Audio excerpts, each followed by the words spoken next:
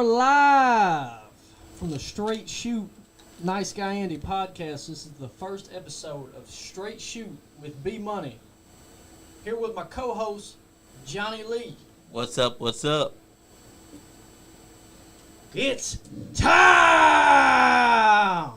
Because in the studio today, we have one of the baddest men walking the planet, Travis Hudson. Yes, sir. Yes, sir. Appreciate you, man. Thank y'all for having me. You're welcome. I've been dying to try to find like MMA fighters and stuff to get on here, and my dad reached out to your dad. Shout out Ray the Bear Steel, and hooked me up, and here we are. So your pro debut this Saturday. Yes, sir. Shepherdsville, Kentucky. Promotions Hard Rock MMA. You can get your tickets at hrmma.com. Yeah, I'll be the 12th fight, so I'll be fighting Nick Mondelli, and it'll be my pro debut. Hell yeah. So I got a couple of questions to ask you. What inspired you to sort of get into fighting, and what time and stuff did you start training? I've been fighting. I was like a badass kid, you know what I'm saying? I was just fighting everybody, doing whatever, wasn't really training, just a little hothead. And then I went to the Marines, got, some discipline, some things instilled in me that I needed to, get. And then I got out, and I was just, going to school, and I was kind of searching for something that kind of replaced the Marine Corps.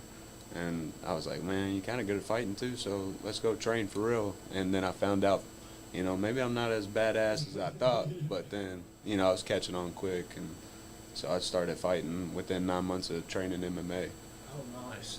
What year did you start fighting? I started fighting in 2021, but I started MMA training during COVID. It was kind of shit. Yeah, I signed up to the gym in February, March, and then the shutdown happened 2 months later. So really, I got teased a little bit, got 2 months in. I was like, damn, I really like this. And then after the shutdown, I just committed myself all the way to it. And then my first fight was in February 2021. Oh, that's nice. It's great to finally have somebody in the studio. I've been watching a lot of your fights, and I notice a couple things. And I wrestled. I know it's not the same, but I heard it's a good, base for MMA. And I seen you do a lot of stuff.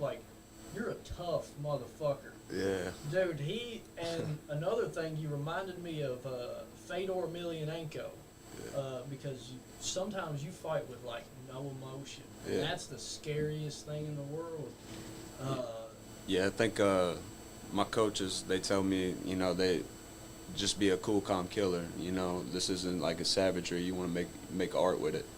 Yeah. There's a time and place for savagery, and maybe I'm outmatched and outskilled, but everything in there, I'm just assassin. I'm locked in. I'm trying to go for a finish every time I fight. So Exactly.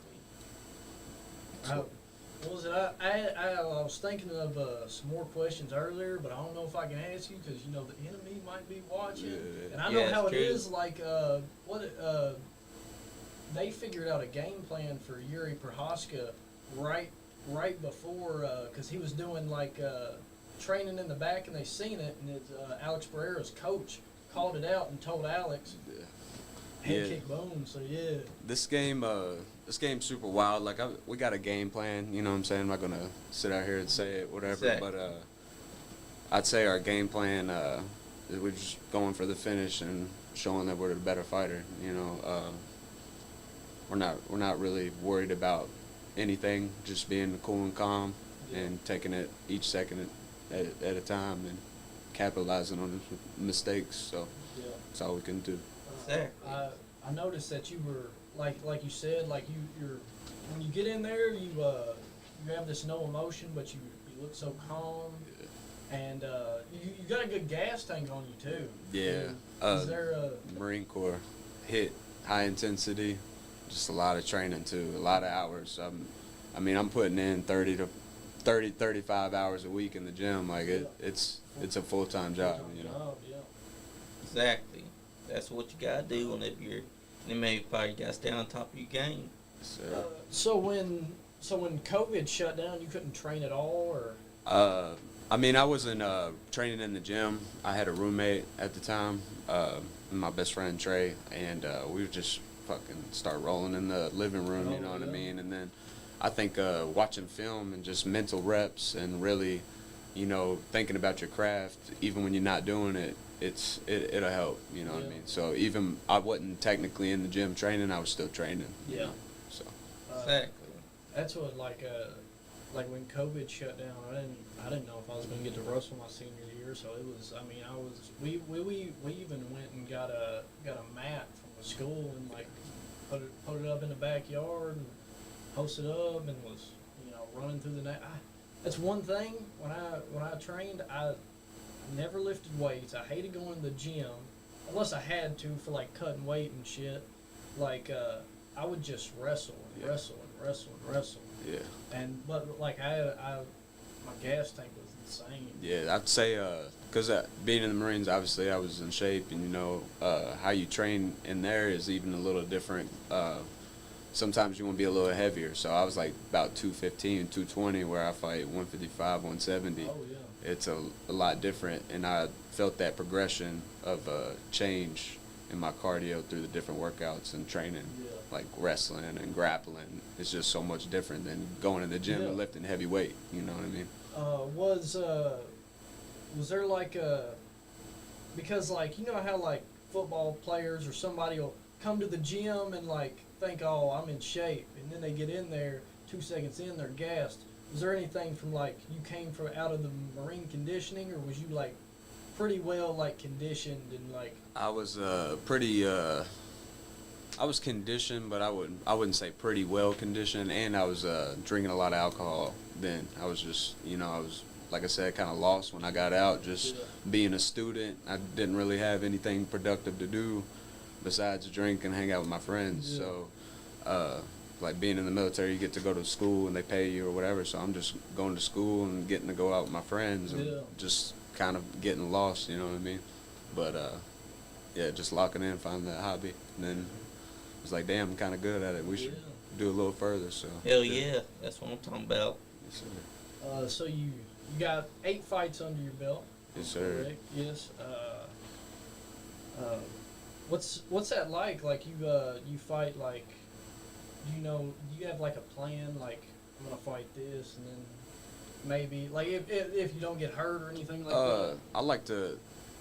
The way I look at it is I joined the sport already super late, so I need to take every opportunity that I can and really just put forth my effort to being active and healthy. And I'm not going to be able to compete 10 years from now, probably, maybe 40 fighting. We'll see. But you know, I'd really like to take my prime years and stay active. So I just always plan to. You know, after this one, let's just get another one in and get that experience and get after it. That's right. That's what you got to think about. I've been to one MMA event, and I noticed like it's like it's fun to watch on TV, but you go see it in real life, dude. It is the best thing ever. Yeah, absolutely. We went down to I think Cincinnati for Hard Rock MMA. One of my coaches was fighting.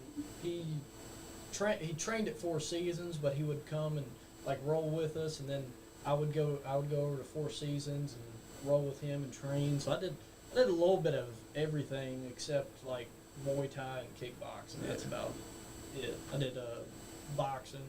Yeah, hell yeah. I basically just kind of jumped in. I did a lot of jiu-jitsu at first, which is why I probably submit a lot of people in my. Every fight that I've watched has been like. There's like 1 or 2 that's like above like 4 minutes. Yeah. Like that's how much of a badass this guy is. Like he's choking people the fuck out. I think I seen you with an armbar submission win. Yeah, like minute 12 in that one too. That one was pretty crafty. That's my favorite armbar. It was pretty cool. That whole camp. I was just looking at Gilbert Burns as one of my favorite fighters, one of his best moves and best techniques that he does is that belly down armbar, and I just kept repping, trying to get that and. I ended up getting in the fight. It was pretty cool. Did you hear some pops? Nah, it was just a lot of screaming because I had both. I bet that. I had both his arms, and then Like I was looked at him for a second, and then I really yanked it, and he just started screaming. The ref came and got it. Would you say that your favorite finishes are that you're a submission specialist? I was coming from a 10 Planet school because that's where I train. I train at 10 Planet Louisville Combat Academy. Nice. They're located at 7908 Beulah Church Road. Shout out Adrian Jenkins. That's right. Shout out. Shout out. Yeah. Coach Jason Y and Coach BJ Ferguson. So all those guys been rocking with me. A lot of them since day one. So yeah, that's where I get my training in. Hell yeah. You got like a favorite aspect of fighting, like jiu-jitsu, wrestling, striking? I think my favorite aspect of fighting MMA is you get to make it all one. So it's like I can do a jiu-jitsu move that leads to me ground and pounding, to me getting to like a wrestling move on the back where we're standing up, I'm throwing kickboxing, then I'm going to a boxing, and then going for a take. Like it's so art, like it's so beautiful to be able to do all of them. That's why John Jones is that's why he's the GOAT, you know? Yeah. Hell yeah. It's crazy because like he was I think he was he wrestled in junior college, and so he wasn't like an Olympian or anything like Daniel Cormier, but to still out wrestle wrestlers. Yeah. Same with GSP. GSP didn't start wrestling until he was like 20, 21, and was out wrestling wrestlers and like outbeat. Like, it was crazy. It's crazy. In the training room, you know what I mean? A wrestler and a wrestler goes against each other. The better wrestler will win. But in the MMA, of the wrestler, whoever has more weapons and more skills or whatever, they can dominate the wrestler and be taken. Like, it'll look totally different than them just wrestling or just jiu-jitsu versus jiu-jitsu. It all changes when you put it all together, and it just becomes its own thing. You know what I mean? What did you think about this past weekend's fight card? Man, it was pretty. I think it was like every single one was a decision. No. Patty had a nice. He had to submission. finish. Yeah, so I think it was a lot of decisions, but I'd say a lot of it was probably them fighting at 3 in the morning, 5 in the morning. So I bet that was hard to adjust for. And then there was I can't think of his name, but he actually sort of got fired or released from his contract. Oh yeah, Muhammad Makhachev. Yeah, he was the dude who was pulling the dude's ass cheeks out, wasn't he? Yeah. I was watching that. Dude, the ref stands him up after he done he straight up like pulled that other dude's ass cheeks out. I was like, damn. He got released. He's undefeated, which is crazy. Speaking of people getting released and having good, Nathan Manis from Kentucky, he's 5-2, and they try to release him, or not release him, but not re-sign him. You know what I mean? And he's out here finishing people. So it just goes to show too in the UFC and fighting in general, it's not always about you're the best fighter. If you're out here finishing, you just gotta have like a pull to you. You gotta have something else to you. It's different. Like there's a chance the best fighter in the world's never even made it. Yeah, like, exactly. It's like that type of deal. Same thing with football or any sport, really. Exactly. Which I think the Nathan Manis thing is crazy. He should definitely get a contract. So should Makhachev. You know what I mean? We're talking about like super sick fighters, but it just goes to show you got to have other things too. It's different. It's crazy. It's a business. Yeah. So Exactly. What do you think about? I know this is MMA, but what do you think about Jake Paul? I think Jake Paul's got a lot of bread and does what he wants, and he's got a lot of legit training and a lot of people around him. Him as a boxer, I'm sure he can compete with pro boxers. I'm sure, but do I like his the way he is and picking on MMA fighters or picking like cake fights every time? Nah, I don't mess with that. If you want to be what you want to be, then fight competition for real. Fight real people. Yeah.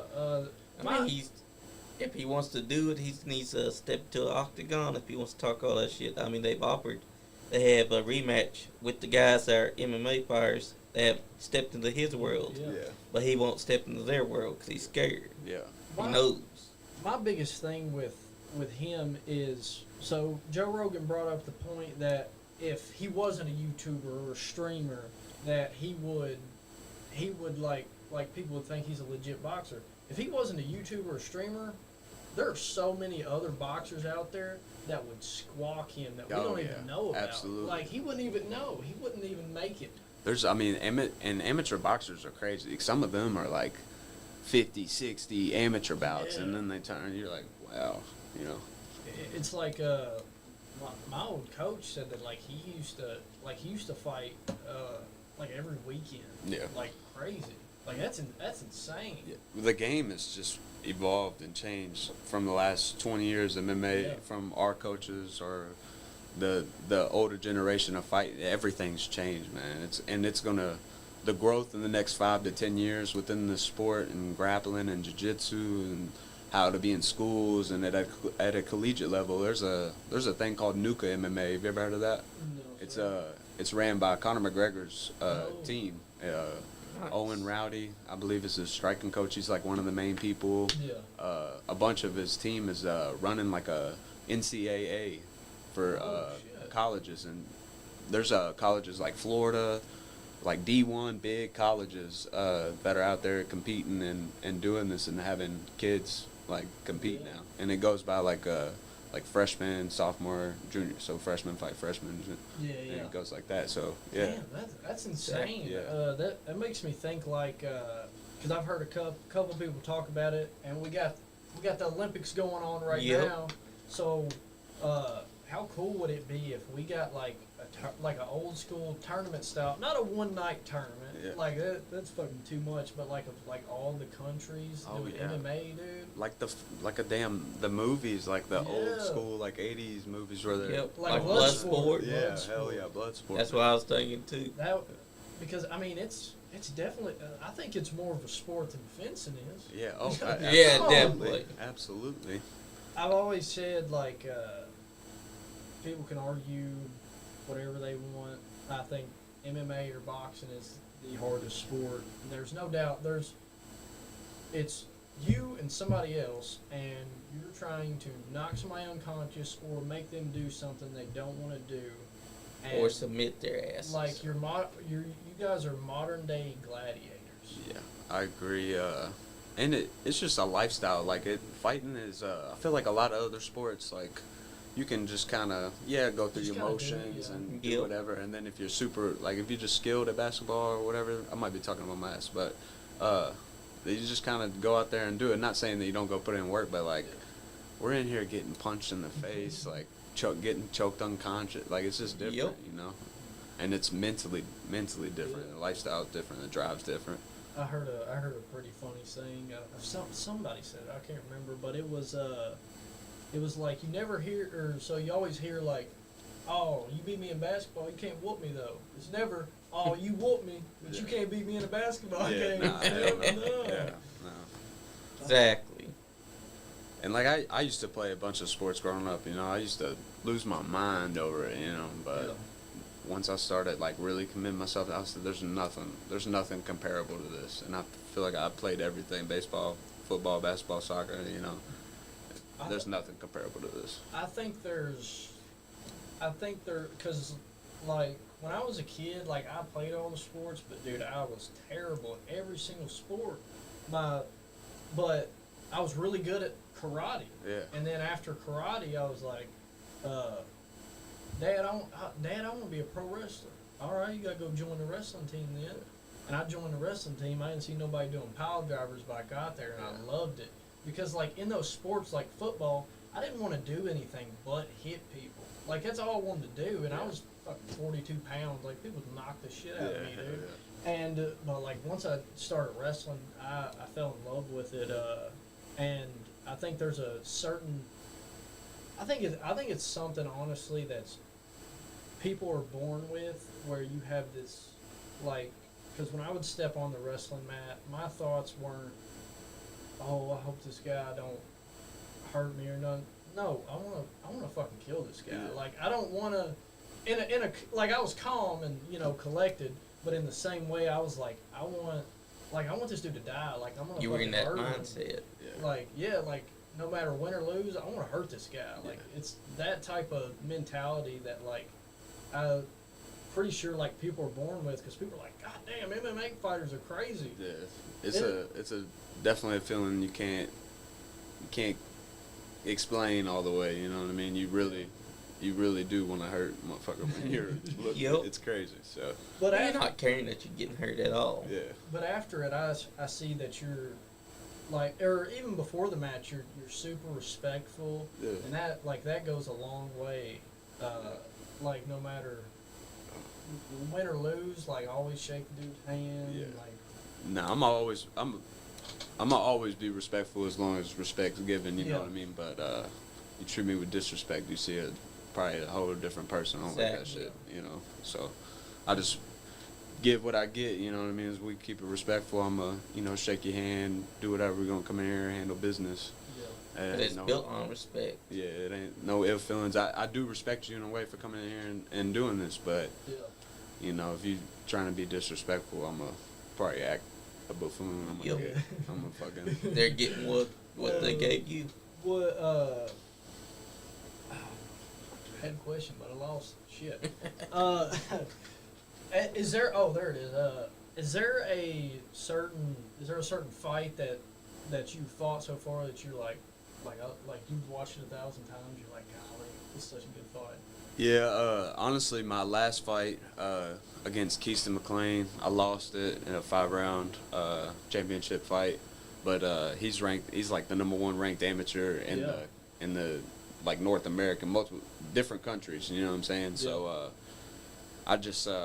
I just keep watching that fight back, because there was a second there in the first round where I get to the position of the back where I'm finishing these guys in a minute, and I just know I could have done something. You know what I mean?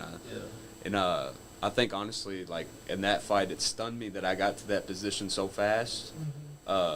And I was just like, holy shit, I'm about to do it, and he got out, which credit to him, man. He's a hell of a opponent, and that dude's young. He'll probably be in the UFC if he keeps on going where he's going. Exactly. That reminded me of something. It was the third round of the state championship, because back then it was 32-man bracket. They've fucked with it now with all the COVID shit, and but I was versing a kid from, I can't remember what county it was from, some weird ass county, and like, dude, everything I did he had a counter for. Yeah. Eventually he messed up, and I had him in. I had his head in like the headlock, like I was pinning him, and I threw my grapes in. You know what that? Yeah. I had my grapes in, and he just slips out of the grapes. I had never seen or heard, so I was like, what the fuck? Yeah. Like, this guy's fucking insane. Yeah. There's a couple of times I've had people and shit. I'm like, how the fuck? But I'm sure you know what I mean. I've done the same thing to people too. It's a crazy sport, like. Yeah. And matchups, like what type of jiu-jitsu you're good at as opposed to what I'm good at might beat you 1,000 times, but a guy that you beat 1,000 times might beat me. Like, it's like crazy math in MMA and jiu-jitsu. It don't even make sense. So. You mentioned earlier that before we got on live that you really enjoyed Lyoto Machida. Oh yeah. Which was a bad motherfucker. The dragon, man, the last dragon. He was for real, man. He was just he was it for me. He was southpaw too, and then just that You're karate. southpaw? Yeah, I'm southpaw, and just that I thought karate was so cool at that age. You know, I was watching like Little Ninja, the Three Ninjas, and shit like that, ninja movies, all that. I just thought, man, this dude's a ninja. And there was like a YouTube video, a little hype video around him. I was just addicted to it. I would watch it and just be like, yeah, I'm going to train one day. And here I am. Here we go, training. That's right. The fight that got me like super hard, because I would watch like the big pay-per-views and shit like when I was younger and stuff. But about in like middle school, I came across a video on YouTube, and it was Robbie Lawler and Rory McDonald. Yes. And dude, when he God, Savagery. Dude, I still get goosebumps. Even think about it. It is one of the greatest moments in MMA history. Yeah, they literally did not have any care for their lives. They were trying to kill each other. I mean, Roy McDonald didn't didn't back down either. He just couldn't anymore. His nose was shattered. Yeah, his body just literally shut down on him. And like they were going at it. It was crazy. There's a couple fights like that. Yeah. My favorite fight like that is the Dustin Poirier and Dan Hooker. Oh yeah, dude! I remember. Dude. Yeah, I was in Arizona because my mom used to live in Arizona, and we was just sitting there. Cause I think it was on it was a fight night. It wasn't even on. But that fight was. It was during insane. COVID, so that was the best thing about COVID is everybody was fighting in the Apex, and the Apex octagon is like 40% smaller or something. Like it's something way crazy. Yeah. And it would make people engage a lot faster. People can't run around, move, so people are beating the shit out of each other. You're getting to hear every shot cracking. You know, people just killing each other, clobbering each other. And I remember also, I think that was the same card that Cheeto Vera beat O'Malley. Yeah. And it was the same card as, I can't remember who he knocked out, but Cody Garbrandt came out. And he had his hand on the cage, and the dude came in, and he fucking won. Was it Pedro Munoz? It was like, it's a white dude with like, no, that was might have been. I think it was him. It might not, I don't know. Cody, man, damn Cody. He's a dog, but he used to be one of my favorites, and then he just hit that losing streak, man. Shit sucks. Yeah. Shit happens though. It's the love and hate of the sport. And shit will shit on you and then lift you up. Yeah. Shit on you again, lift you right back up. It's crazy. One minute you can be undefeated, and next minute you have your first loss, and go on to have a losing streak for a while. One of the greatest upsets in fighting history, Anderson Silva and Chris Weidman. Yeah, crazy.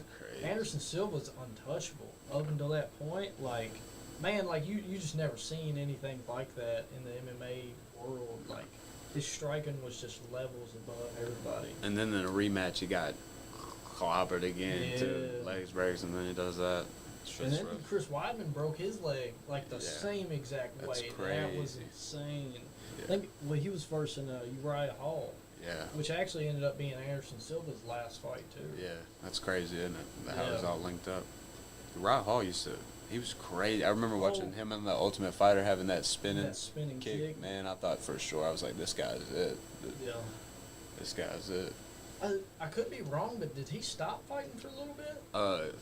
He just boxed on this last card. Maybe it was Anthony Pettis card, but one of the two last little celebrity kind of boxing things. Yeah. Maybe it was a Masvidal. I don't know. It was the Masvidal and Diaz. I think he boxed on that. Card, he boxed Julio Cesar Chavez. Junior. Whatever. Yeah. I think it's like the boxing promoter, like the big boxing promoters. Well, his dad was a famous boxer, and then his son he's just a knockoff. He's terrible. I think he's terrible. I don't think he's nowhere near his dad. That's like Tommy Fury. Tommy's nowhere near his Tyson. Tommy's not. And if anybody sees this, don't beat me up. Like I'm just a fan watching. But I got my little hot takes and stuff. But I'm watching it as a fan. So if you get offended, don't be offended. But it's the truth. Tommy isn't as good as Tyson. No. And I think many people should know that. Him and Jake should run it. Run it back? Run it back. I think that they should run that back. They definitely and actually fight. I feel like they didn't fight last time. Yeah, they didn't. Cause I watched that fight and I was thinking, when you gonna get to fighting? Why is there so much hugging going on? You come at everybody else throwing. I mean, see how he's swinging at Mike Perry? Like swing at Tommy like that. I want to see what's exactly. And that's good for both of you too. You know what I mean? Do it again. Tommy's another one that's like if he didn't have the Fury name, he wouldn't be up there. Nah. Like he's a pro. Is he pro? I think. Yeah, he's pro. He's 9-0 pro, I believe. What about Tyson Fury losing that recent boxing match? He got pieced. He was getting pieced up. I think he got too comfortable. Thought he was gonna take over the rounds, and then Usyk just put it on him, man. Yep. He's a dog. Yeah, he's built different though. Yeah. He really is built different, and he's awkward too, like Tyson. They both awkward heavyweights to be moving like that, and athletic, as big. They're both awkward, so it was going to be a hard fight for him. Yeah. That's right. I And we're mean, gonna get a rematch eventually. Tyson Fury's built like my dad, and then Usyk's like five. It's like 5'4" and just wide as can be. Yes.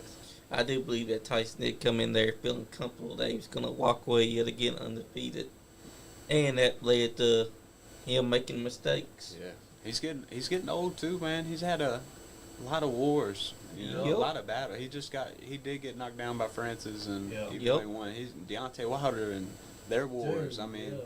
he got cut by the German kid that I've was, seen that, you know. Yep. He's taking a lot of damage, you know. And that adds up when you're aging. Yeah, he's 36, 37. Right? Yep. So there's like a lot of like, so like, how do I say this?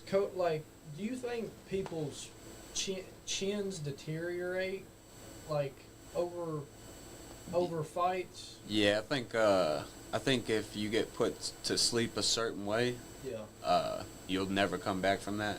You know, or probably not. You see, there's some people. You know, Alex Pereira. Yeah. He's done it. The way he got put away by Izzy, I was like, damn, dude, he might.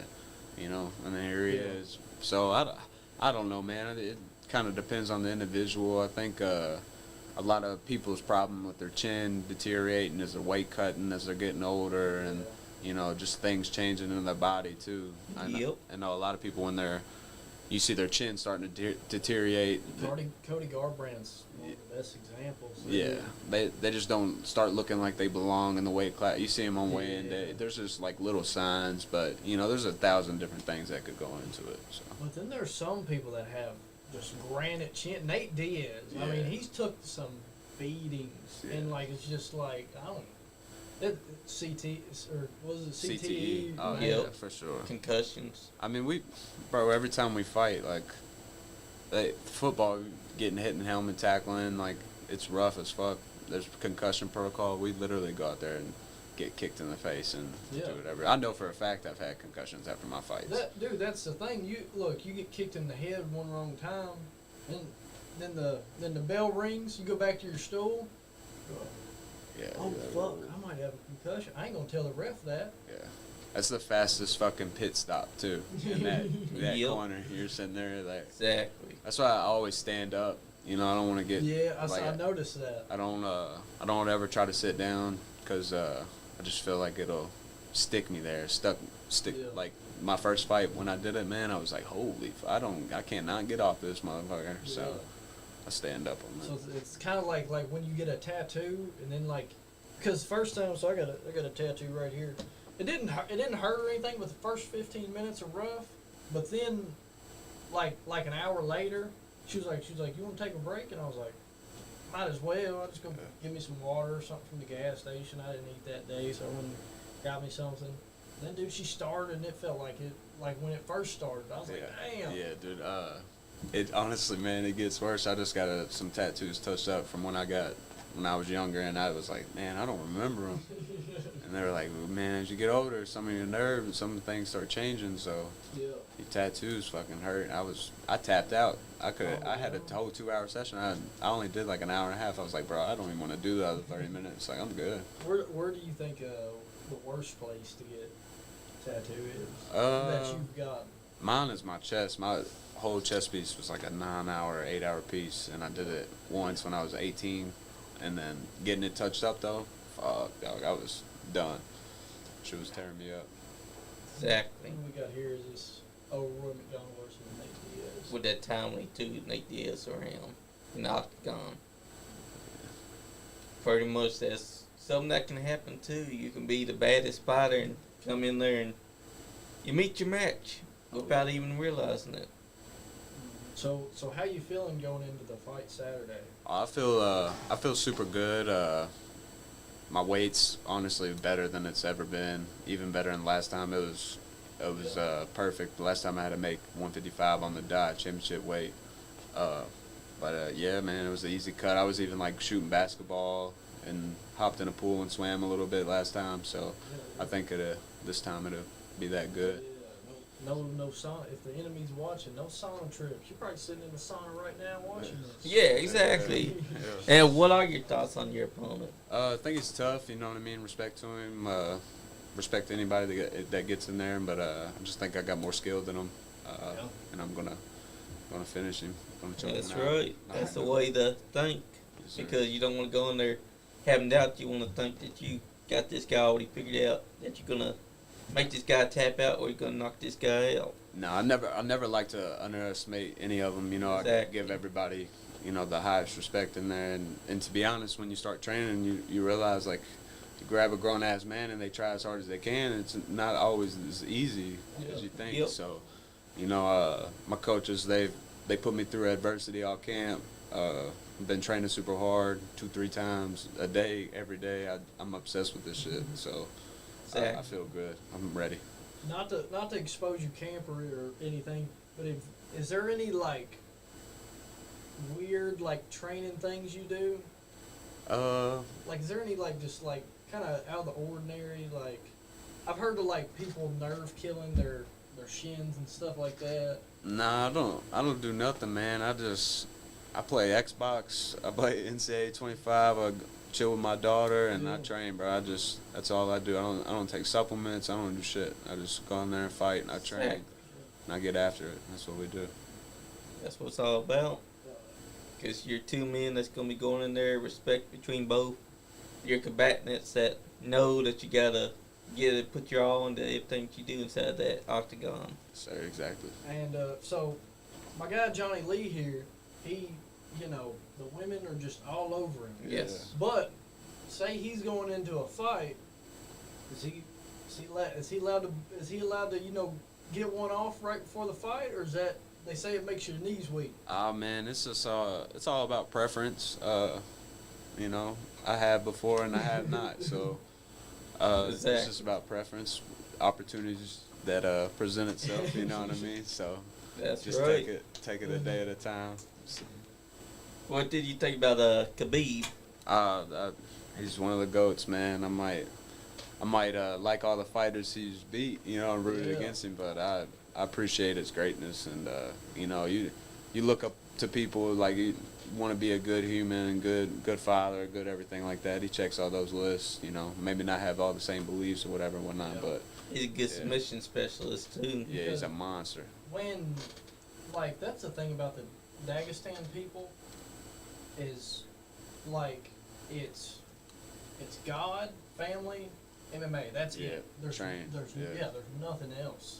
Big on respect the elder, everything like that. It's just different over there, different life, you know. Like you can't beat a guy that's that locked in. Like that's all they do. Nah, you better be locked in too. You better be locked Exactly. in too. Speaking of Dagestan, have you ever done sambo? I've never done sambo. I have watched it a little bit, but from my understanding, it's just MMA with a gi. Yeah. That's what I've taken with it. It looks badass though. Like Yeah. getting some training in the gi.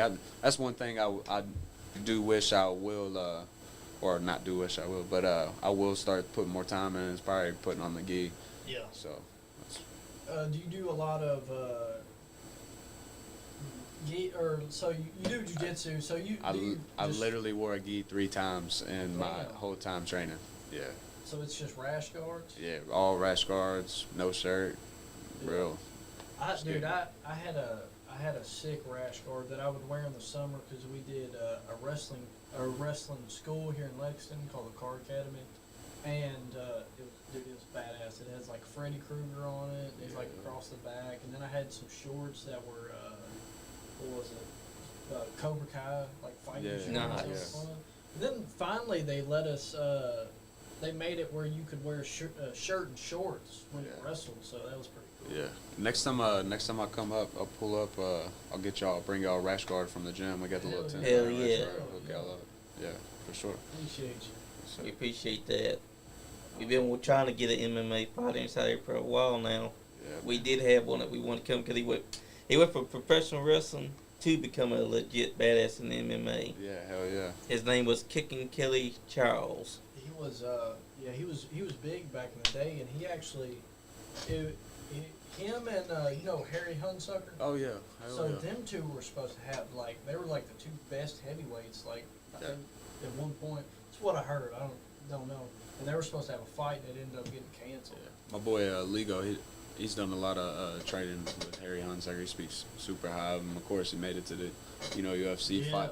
Fucking badass this short notice, everything. So Hell yeah. What do you think about taking fights on short notice? Is there a yeah, I mean, hell, I think some fights, you know what I mean. Some it's got to make sense, especially now if you're professional. It's a business. We're talking. Give me some money. Yeah. You know what I mean. Give me some incentives. Hook me up. Exactly. As an amateur, I think staying active, being ready. That's probably the best thing for an amateur is getting as many fights as you can. I've heard in amateur that there's a lot of people dropping out of fights and stuff like that. I think people just drop out of fights. Period. And I've had to drop out a couple fights myself. Three fights exactly. But I had staph. I got that twice. And I had the flu. But other ones I dealt with 3-4 people dropping out on me too. But this is just part of the game. Yep. Especially at an amateur level, what can you expect? Some of these guys are not. Yeah. Some of these guys really ain't in here training and are truly amateurs and not really doing it. So you expect that from certain levels of people. They're not going to show up to fight. Yeah. So. Exactly. So with UFC, they they obviously plan their fights and stuff like that. How does Hard Rock and I think is it B2? Yeah, Hard Rock and B2. So how do they plan their fights?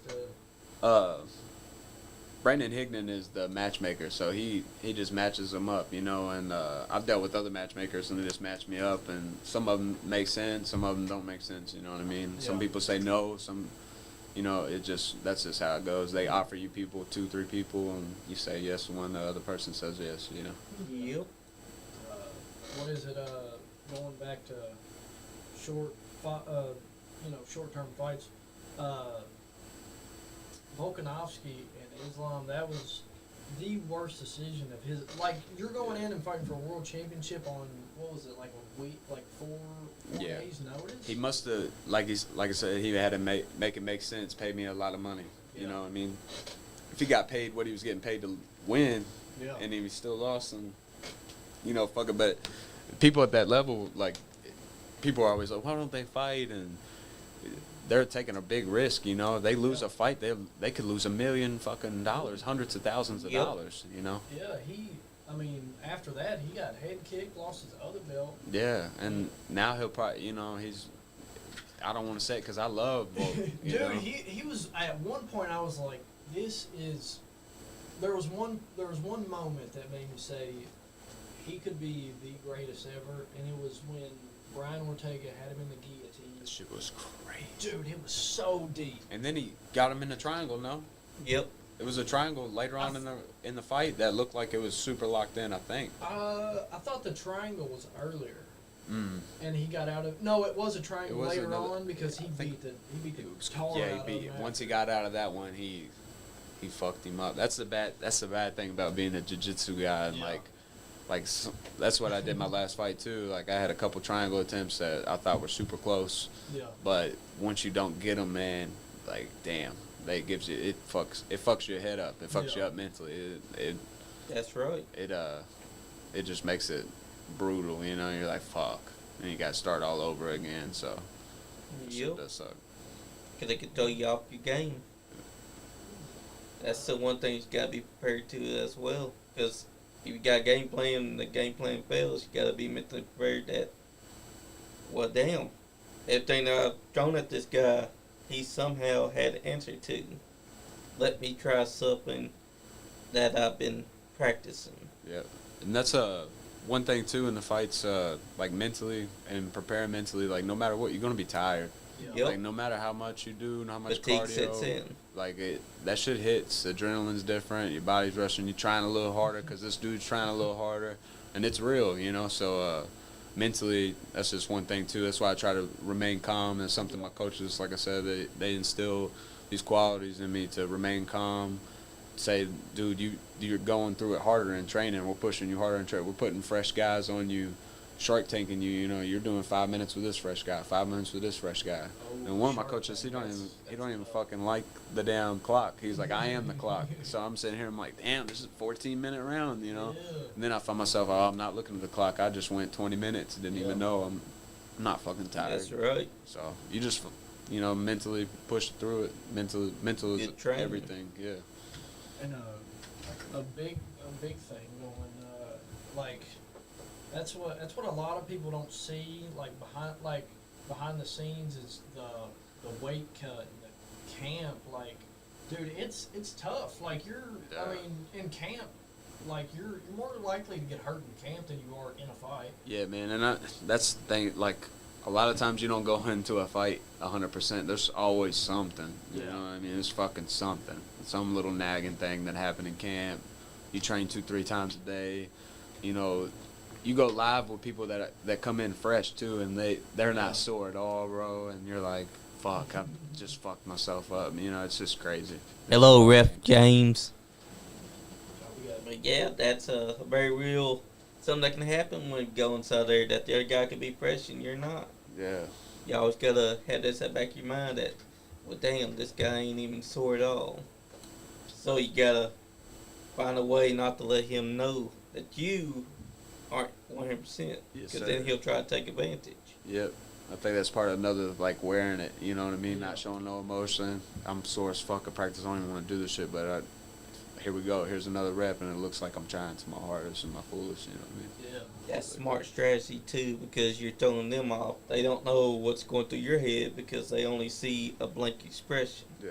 So to them, they don't know if you're hurt, they don't know if you're sore. They're going in thinking that you're as fresh as them, It's like, so they ain't got no advantage.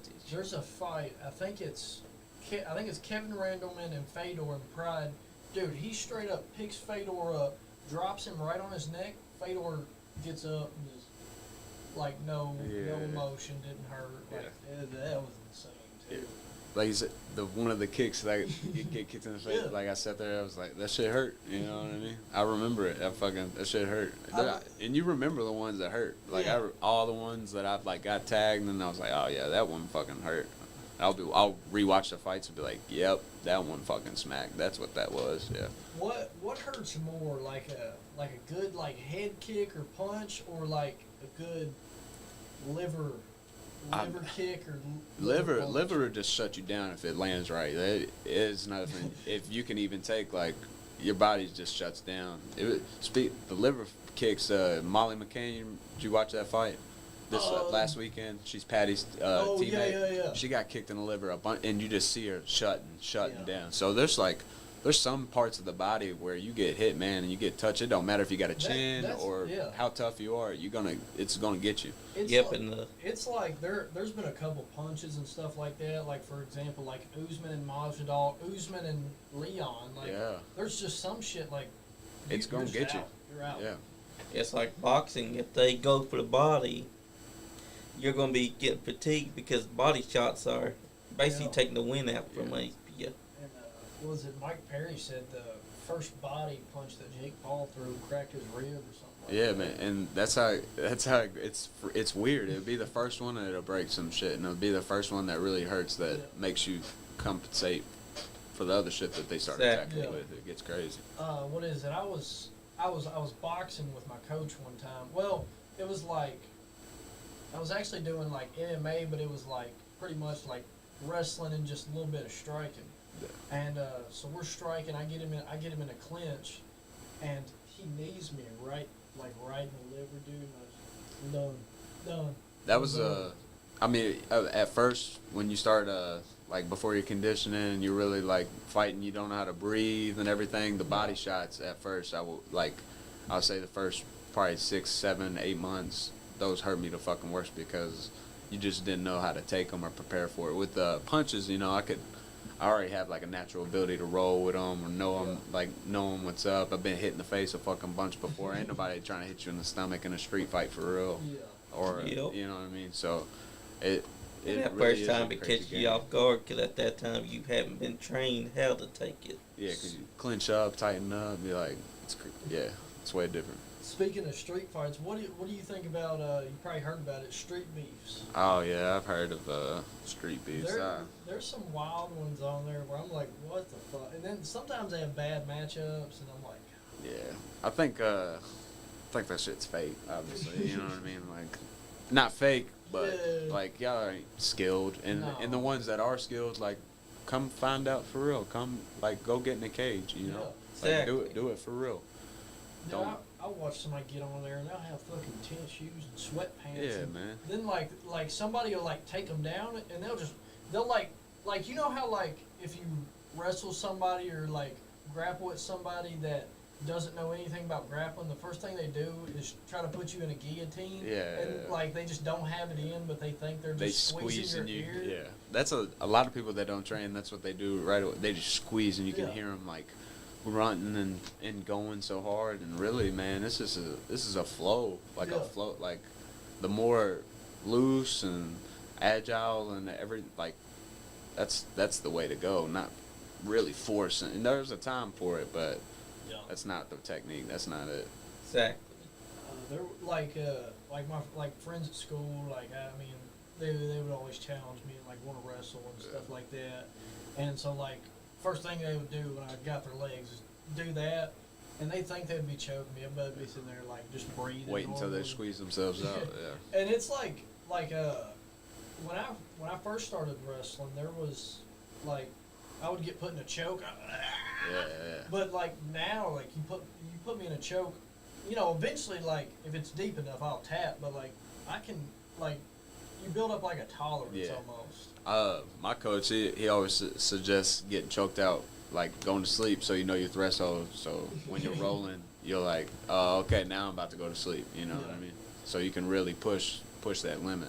So Exactly. I've came close a couple times, and like some of it was just me and my buddies being stupid. I was like, see how long you choke me? Yeah. And then you start seeing the little bright like you know little lights and stuff. yeah, I'm like a real big swimmer for real. I like to do a lot of swimming instead of running, and I always try to like hold my breath and thinking like, ah, fucking, I'll hold this during the choke out. You know what I mean? Yeah. Like, the motherfucker ain't choking me out. Like, I'm gonna build my shit up 2 minutes with no oxygen. I'll be alright. You know. So That's right. Because people don't understand there's technique that you need to understand whenever you MMA fight. It's not you just going in there and fighting. You gotta know technique. yes, sir. Otherwise, you're at a huge disadvantage. Andy says the studio is sparkling. Yes, it is, Andy. What And about- thank you for finally putting Scott Diamond's cane up on the wall. I know. Yeah, I noticed that. What I ain't seen Andy. Andy is is a nice guy, Andy. Yeah. But I ain't seen Andy in forever. He's Exactly. the boss around. Now look at that. We got something new to the wall. Oh yeah. A new fanciful art. But Johnny here actually pretty much beat the shit out of Andy. That's why I don't think he's been here. They had a Damn. match. Yeah. Went I down. hit him with his double knees and he's still feeling it. Damn. When he was in high school, he's like, why'd you hit with the double knees? My neck's all junk. I'm like, Andy, you could handle it. Smash. But yeah, this was June 5th when it happened. It was in Salina, Tennessee. And he ain't been back since. Not really. He's been in here a couple times, but he's not shown back up full Yeah. time. Damn, Andy. Come on, man. And this is supposed to be the Nice Game podcast, but tonight it's the Straight Shoot with Bmoney. First episode. And This- also the first MMA fighter yeah, B first episode in the studio. and first MMA Yes, fighter. sir. Let's get this. And we're going to be putting this on Spotify because It'll be on Spotify, YouTube, Twitch. Hell did yeah. you not see the video where I murdered Johnny? Well, listen, Nice Guy Andy. You sucker attacked me to murder me. And I got you back with those double knees. So just remember that. But anyways, we got the host, Bmoney, and we got Travis Hudson in studio tonight. The MMA fighter that's going to be making his pro debut August 3rd, this Saturday night. Andy's probably got your midget strippers. Yeah, Lower right now. but you know what? That's his sloppy seconds because I've got way more strippers than that. Plus, stripper parties with midgets is always fun. Just go to Tijuana, Mexico, and tell you the donkey show there with the midget strippers blows anything The else out of the donkey water. show, I never heard you talk about the Oh, donkey trust show. me, the donkey show. I've never seen a midget stripper. I'm missing Hey, out. trust me. I'm missing out. When you get a midget stripper, there just ain't nothing about it. Because once she gets down, let's just say you don't gotta throw the money up high. You can just throw the money down low. Oh. Love it.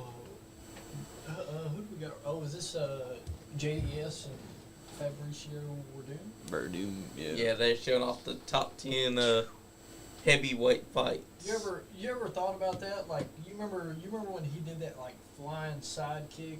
You ever, like right before you're about to fight, you ever think of like some crazy shit to do? So before my first fight, I thought I was gonna do some crazy shit like that. But yeah, man, I don't know.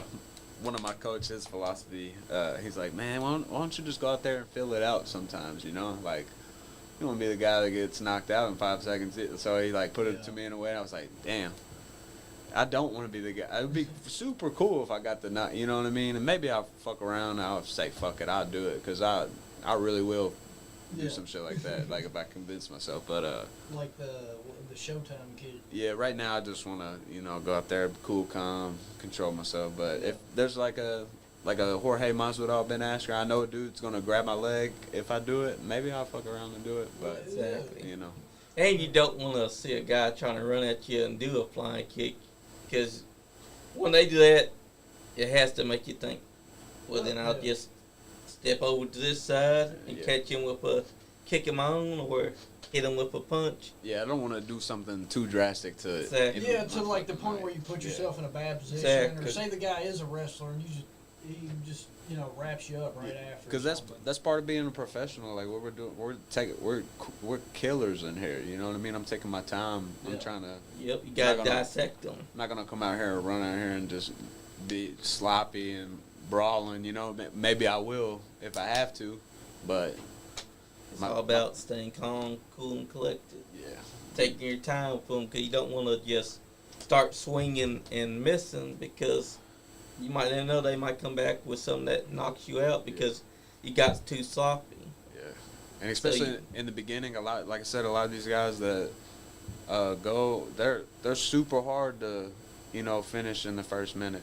They are fucking strong, or they're super big, or they didn't cut weight right, and then later on in the fight you feel them, you know, gassing out, or they'll give up after they're done fighting as hard as they can. You know what I mean? Yeah. For 40 seconds of fighting as hard as I can, and the next minute's mine because you're done. You just gave up your whole wad. So.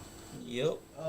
How is like so like your how nervous were you like your first fight and then like compared to now?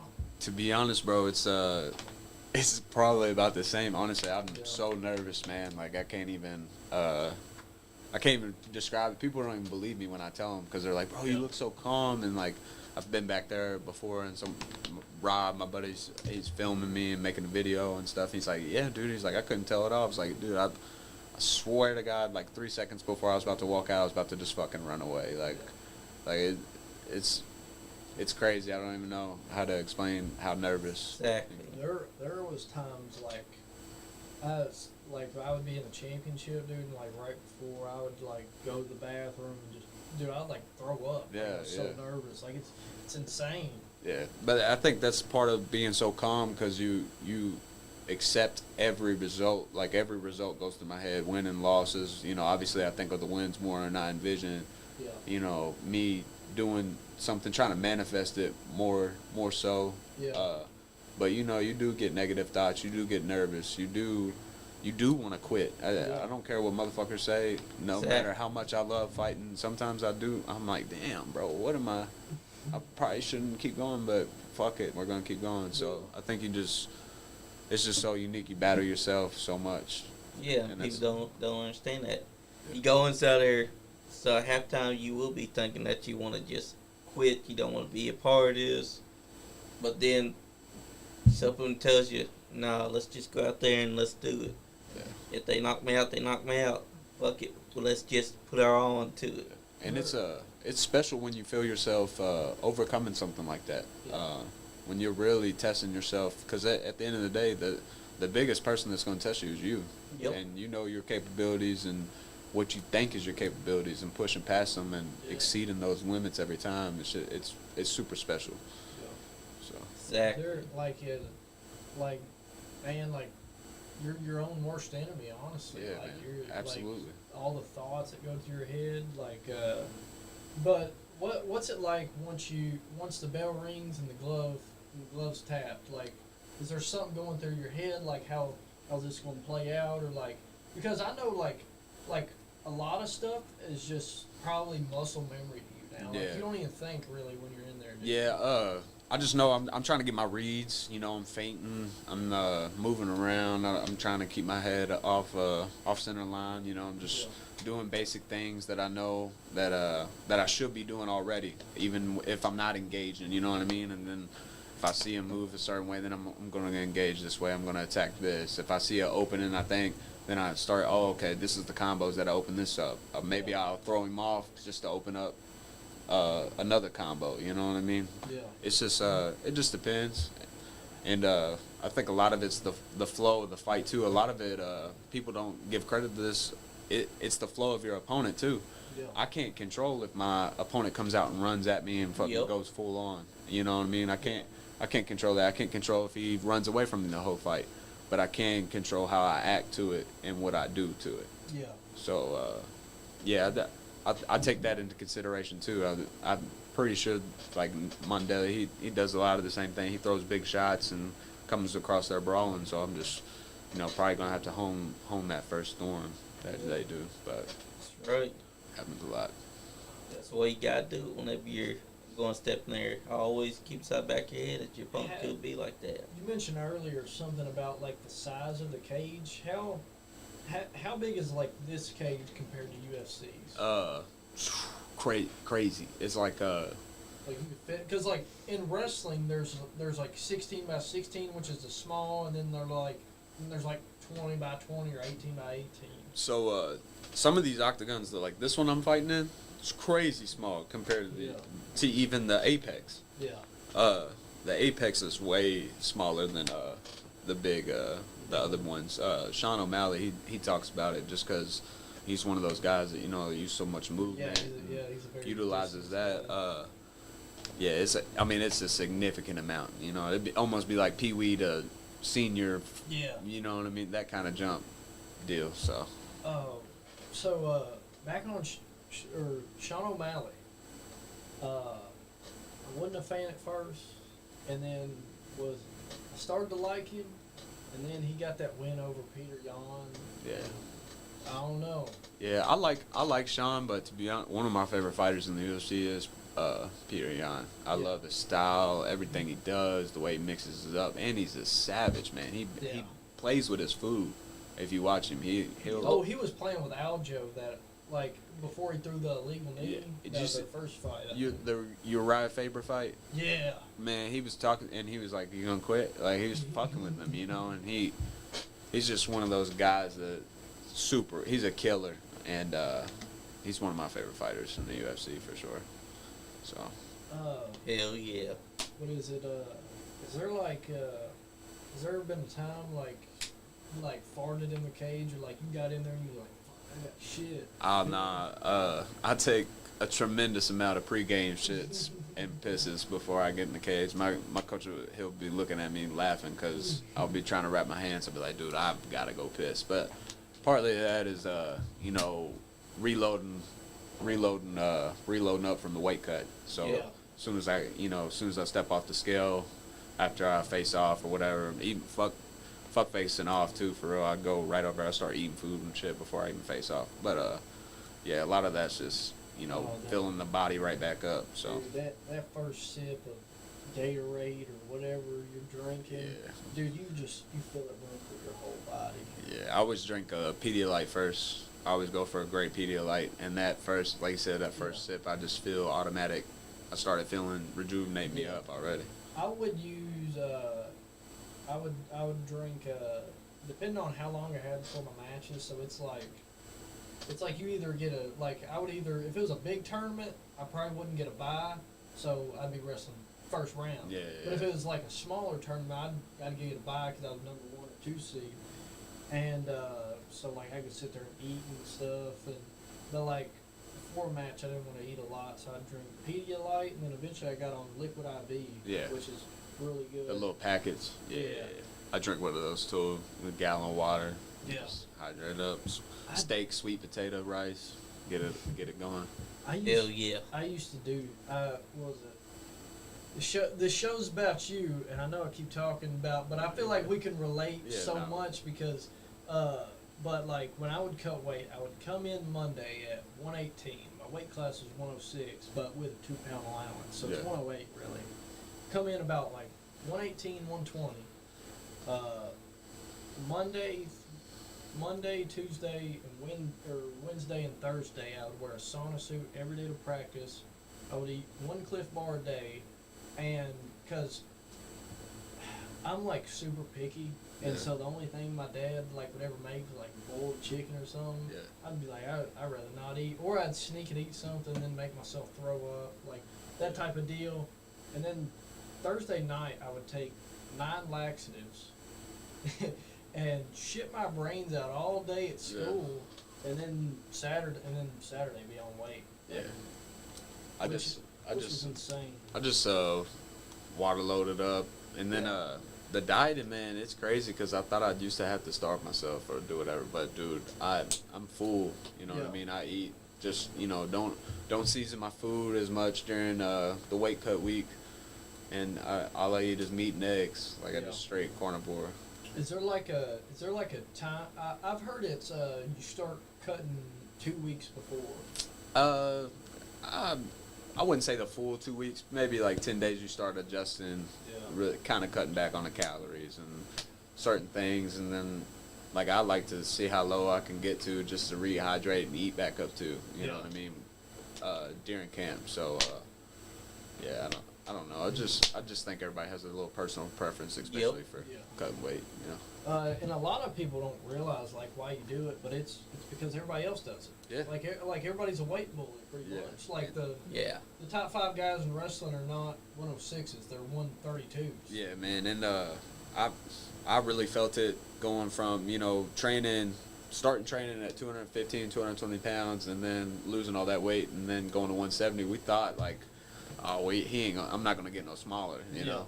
But I kept getting smaller, and both times I weighed in at 170, I didn't really cut weight. Like I didn't water load, I didn't do nothing, I just didn't eat that morning and everything like that. But I weighed in under 170 both times. Yeah. And my coach was like, "Listen, bro, you gotta go to 55, or you're gonna be fighting." The dudes I was fighting were 6'3". Yeah. You know, Ethan Riley's 6'2". So first 2 opponents at 170 were just so big, and it showed me you gotta really diet, change some things in your life, and you gotta cut weight, man. That's what everybody does. We cut weight. It's like what is it? There's a couple people who are real bad about it though, like Patty. Yeah. Patty's batty, dude. He might be the worst about it. And then I think Dustin gets up to he gets up pretty heavy too. That's how I see some of their like what they get up to. I kind of get up there. I don't get over about 184 is me. Yeah. Pretty chunky. But I don't get over that. But that's still 29 pounds of fight weight, you know. So. Yep. So is it like a bulk? Like you bulk and then cut? Is that what you do, or? Bulk or just get fat. You know, when I really start, getting out of camp, the first week after the fight, man, you gain 15 pounds already. Like it's crazy, you know. The first day after. First day after. After I eat, I was 118. I back up to 118. Yeah, I'll probably be fighting at 175. Yeah. I'll probably what I step in at the cage at, and after the week after that, I mean I love burgers and fries, bro. I love indulging in good food, you know. So. Bro, that's one of the worst things about like cutting weight is anywhere or anything that you do, there's food. Bro. Yeah, man. Especially I got a 3.5-year-old daughter. So, daddy, like, bro, daddy tax is a thing. Like, I'll always take bites of her food and shit, test it out, taste it, finish what she don't finish. You know what I mean? I'm not trying to waste nothing, but during camp, I'm sitting there struggling. I'll like go to do it. I'll be like, fuck, I can't do this right now. You know? So. Exactly. Did they let you like wear your own shorts and stuff like that? Yeah, I get all my shorts are custom. My coach's sister, she like prints all the people that sponsor me on there and stuff too. Which I can go ahead and give a little shout out to my sponsors real quick if I can. Yeah, Yes, you can, brother. Yeah. So Flantley LLC in Louisville. It's a little law company. Appreciate them. Freedom Financial Group. It's a life insurance company. Trey Wright, he runs that. My buddy Donabed Enterprises is going to be starting a combat promotion down there in Florida, doing a whole bunch of different types of things, managing fighters and doing stuff like that. So those are my three sponsors for this fight coming up. Hell yeah, shout out. Hell yeah, shout out to them. What do you think about like? Cause I had one of my old coaches. He passed away, but he did MMA at Four Seasons too, and he did one of those team battles. Yeah. No. The quintets. That's what. Or you just talking jiu-jitsu or MMA? MMA. So my coach, he did a triple threat. Oh, one-on-one. AJ, he did one like that. So that shit's wild. I probably wouldn't do that shit. You asking to get fucked up. It's like, I think the rules for the like 2-on-2 is like if you knock one dude out from one team, then you have 1 minute to finish the other dude before they reset it. Yeah. We've been doing this quintet, which I think this is probably gonna be a big idea, like that will blow up at levels in high school, collegiate, everything, because it's a great idea. 5-on-5, and you go in a row. You know what I mean? Line them up however you want to line up. You tap that person out, they're out. The next person comes in, that one stays in. So you're 5 versus their 4. So it's a dope little tournament setup system, and you can either run through a team, or you can have one guy like. Say you beat all 5, and then that motherfucker stays in and beats all 5 of your team, and then you end up winning. It's crazy, you know. It's gonna. I think it's gonna kick off, and it's gonna be a dope. It would be. That'd be badass. And fucking Dana White, if you see this, you heard his idea. Fucking get rid of goddamn slap fight. I'm tired of that shit. It sucks. I hate slap fight. I hate it. I do too. Dude, there was so many other ideas I would like your idea. I'd much rather see than slap fight. Yeah, slap fight. I don't know about it, man. There's no real technique. I don't think I'm letting nobody just get a lick off on me just cause, and then me doing it back. Like, nah. Charles Taylor said, "Love you, son." Oh, love you, Pop. Shout out, Pop. Shout out to him. Yeah, shout out to Charles. Yes, Yep, sir. Charles Taylor. Shout out to you for getting us hooked up, getting him in here. Yeah. Thank you. Sir. And it's true. I mean, slap fight. There's no real technique. You're basically giving each other CTE because. Yeah. Well, I might argue a little bit. There's probably a little technique. Yeah. There's probably a little technique because your rotation of your hips and hitting and everything like that. But taking a fucking slap and let someone get a lick off of you, that is no fucking technique. Like you just gambling, you know. But what they paying? Yeah, that's true. There are people that's paying to see that. If they're paying $15,000 for me to go get slapped, I might go get slapped for $15,000. Yeah, that's true. Is there weight classes? Because I see some there's weight classes. People cut weight, like they're treating it like it's actual fighting. So, I see some but I'd love to see your idea more than slap fight. Yeah, in that quintet thing that people have, been doing it a little bit, but like really having it on a level and having solidified teams and like having a college playoff for it, like that would be sick as fuck.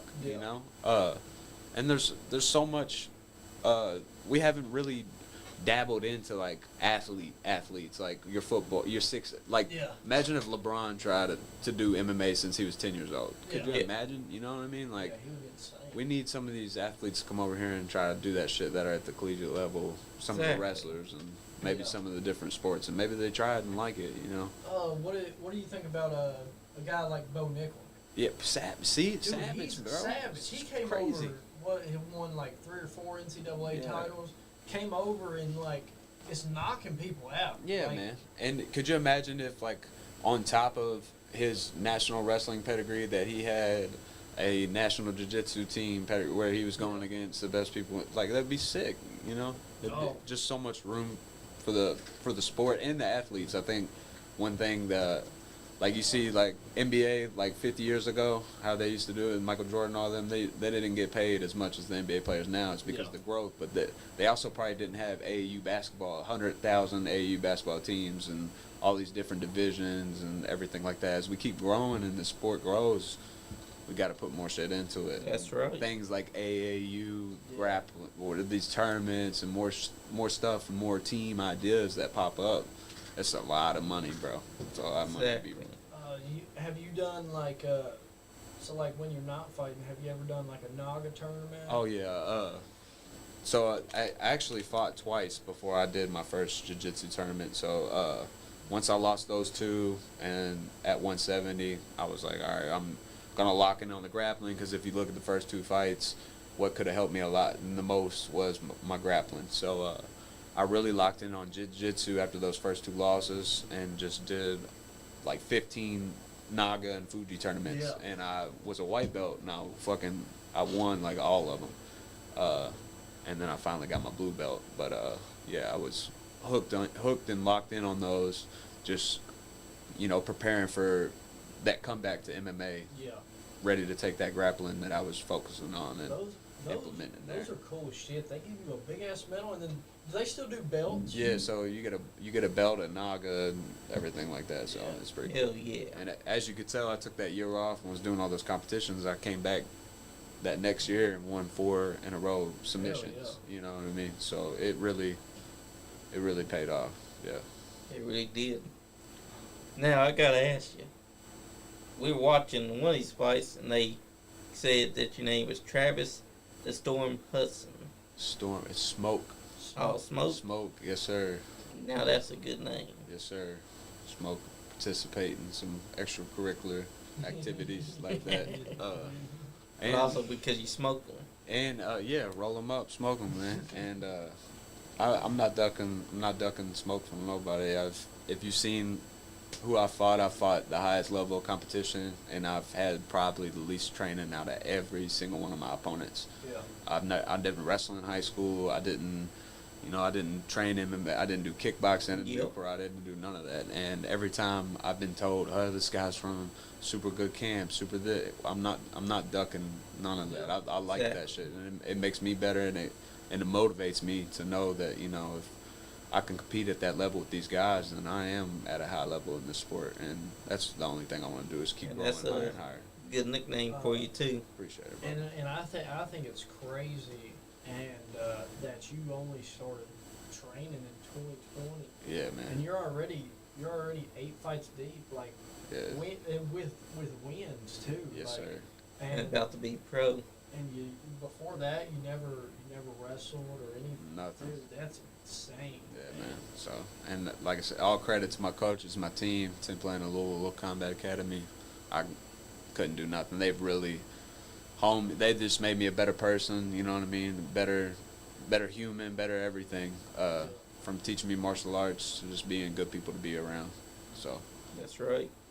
I would advocate that for anybody to get into martial arts or jiu-jitsu. Get your kids in it.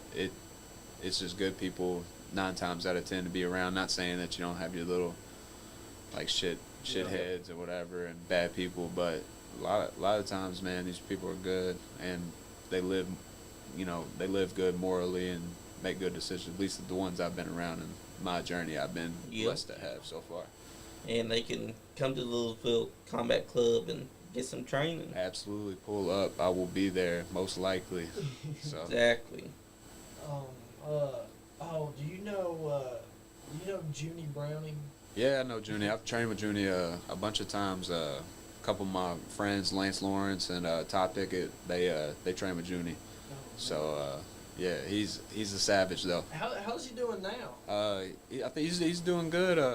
Todd is one of his kids. He's the championship fight on this card coming up on August 3rd. Nice. Yeah, and if you ain't seen Todd fight, man, look up Todd. Todd Pickett's a demon. Yeah, you gotta check it out. That's a name to know. And then of course Lance Lawrence, the Contender Series veteran, always, yeah. Junie Browning was tough. I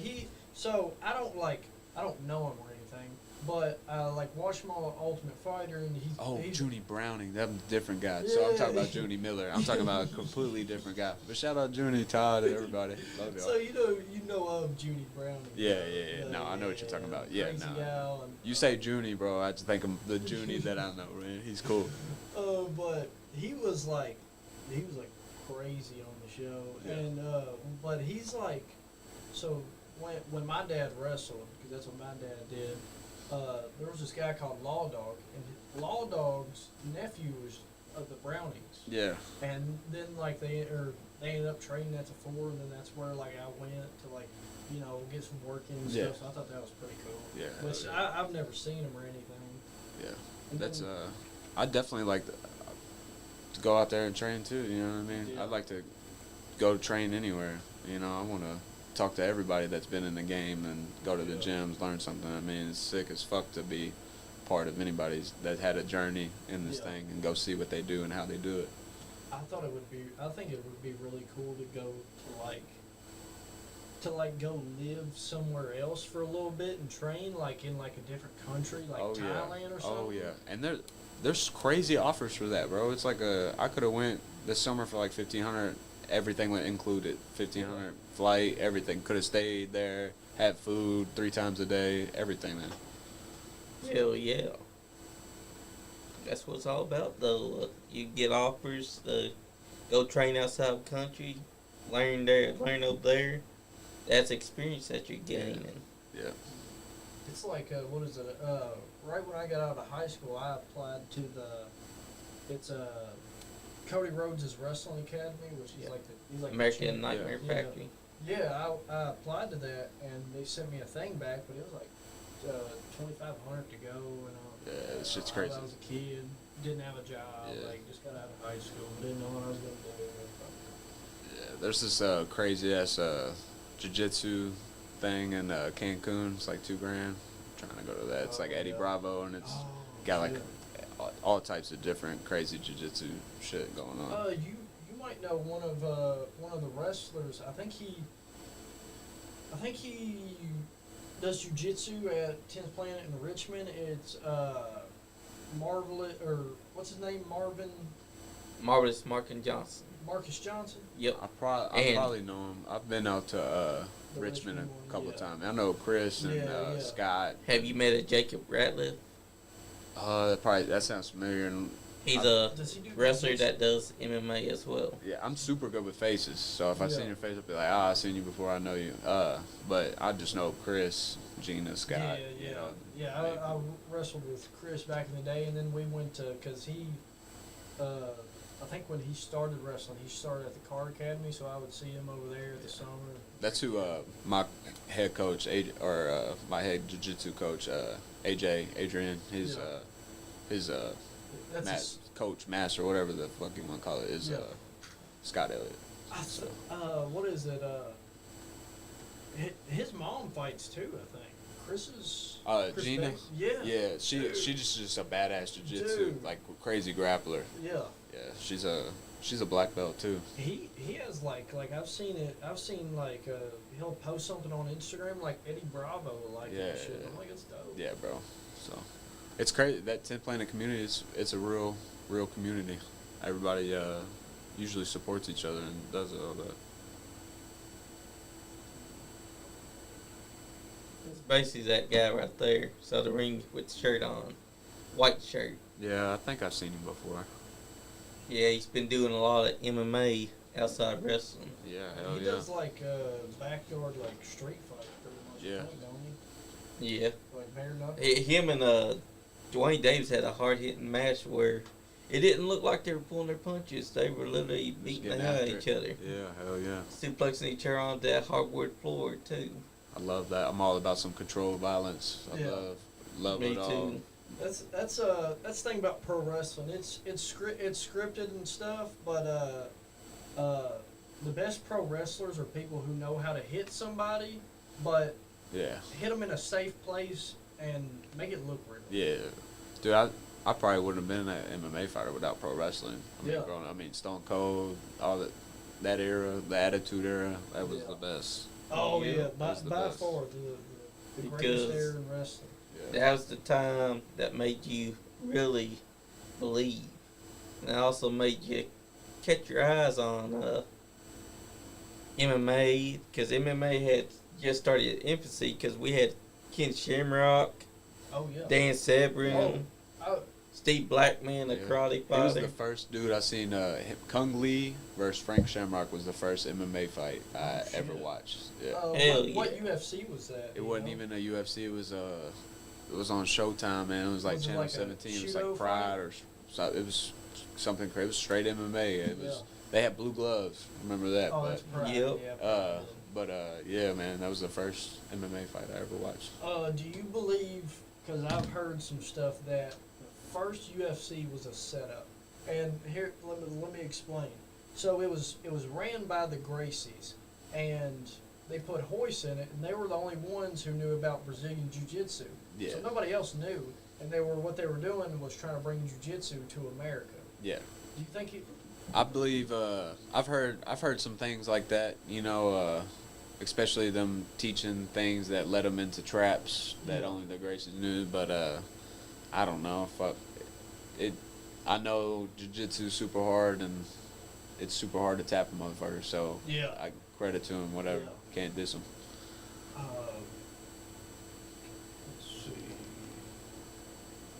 Let's see. Do you have like a favorite moment in a fight that you've had? Yeah. I fought this dude named Devin Evitz in Southern Indiana Combat Promotion, and when I won that fight, right before I choked him out, the Yeah. sequence before I choked him out was so cool because he kind of hit me with a shot, backed me up, tried to swarm me, and it felt like everything went slow motion. I was moving my head, right, everything. I framed off, switched stances, hit him with some big shots, and then took him down and choked him out. But just that 20 seconds was the best I ever looked. Yeah. In total, period. There was a match.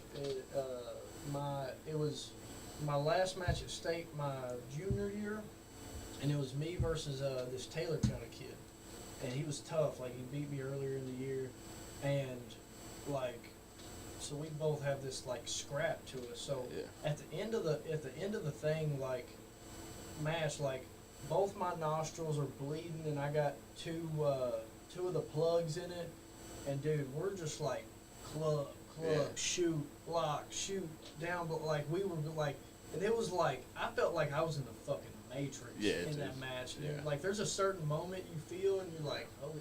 And I ended up losing the match, but after I was holy shit. After about my second fight, I won. The third one, and then the fourth, I told my coach, I was like, man, everything's just starting to slow down. I'm starting to really see everything that's fucking happening and taking it in. He was like, yeah, it's good that that's happening already. He was like, usually it didn't happen to me for 6-7 fights. He was like, you get in on this. I was like, yeah, it's way cool to feel that feeling, because then you really taking it in. You can see the fruits of your labor, paying off. Yeah. Because Exactly. you're really doing the sport now, What do you think about guys that are they're more of not promoters, but they're more they bring it McGregor brings an entertainment value Yeah. to MMA. I mean, you gotta have it. You gotta do it. But he backed it up for the time being. Yeah, you gotta have it. You gotta do it. That's part of it. People's paths are gonna be laid out differently, and how you make yourself perceived, and everything might have your path easier. You know what I mean? So if you go that way, you fight exciting, you might get favorable matchups, and you got a crowd and following. You might get it handed to you in a way, quote unquote, but you still gotta go out there and earn that shit, and go out there and perform and do it under the lights. So It's there's been a bunch of people who try to imitate what McGregor did. There's one dude who got a tattoo and looks like McGregor, and he goes in there and gets fucking slumped first round. and that's what I think too about this is you can I definitely like and have favorite fighters and want to do whatever, but I don't want to copy or repeat anybody. Like I'm trying to be me. I'm trying to want to make my own, pave my own way. I want people to be like, say, oh shit, I want to be like him. You know what I mean? Not that I don't want to be like them, but to have my own path, my own journey. Yeah, I'm not trying to replicate nothing. I'm out here trying to do what I do. You always want to be the first you. Yeah. That's what Dusty Rose once told Ric Flair, because Ric Flair wanted to be the next Dusty Rose. Dusty Rose was like, baby, instead of trying to be the next Dusty Rose, why don't you try being the first Ric Flair? And that's how we got the Nature Boy. Yes, sir. I could be wrong, but I believe. I was trying to find some of my old wrestling shit, but I can't find more. But I could be wrong, but I believe that MMA actually comes from pro wrestling in a way, because like over in Japan, Ken Shamrock would do. They called it Shudo. Yeah. And it was like, I don't know, was those fixed like pro wrestling, or was they like more MMA? They were like MMA, but with like pro wrestling gear. Yeah, I'm not sure. I'm not sure. I'm not too familiar with that for real. Yeah, I've only seen like a couple of them, like, and then there's only like a couple like Yeah. famous ones like Shamrock and stuff like that. Yeah, no, I'm not too familiar with that. I liked the vibe that the like early 2000s UFC brought, like Yeah. Affiliation, Monster, like It was definitely different. Yeah. Now you can definitely, it's more of a corporate, like big business type thing. That, like back in the day, like a bunch of rednecks, Yeah, drunk, fuck and now yeah. now it's like you got little fanboys online. Did y'all happen to go to the UFC event in Louisville? No, I didn't get to go. I was out of town. Man, that was dope as fuck to see. Yeah. And you could just see, like, watching it from when I was a kid to this is crazy, the growth Yeah. and just the eyes on the sport, and it's just gonna keep growing, man. Think about this, the spear that they're doing. Oh, so I went to Vegas last year after one of my fights, and I went out there and I trained at 10th Planet Vegas too. Got to train in elevation for the first time. Yeah. You know, got to be around some super high level guys. It was crazy eye opening, but seeing the sphere, man, Yeah. shit is fucking wild. Like, Was there like anything on it? yeah, Like, man, like it would just, like an eyeball would pop up and it would move around. Like, it looks insane though. It don't even look real. Yeah.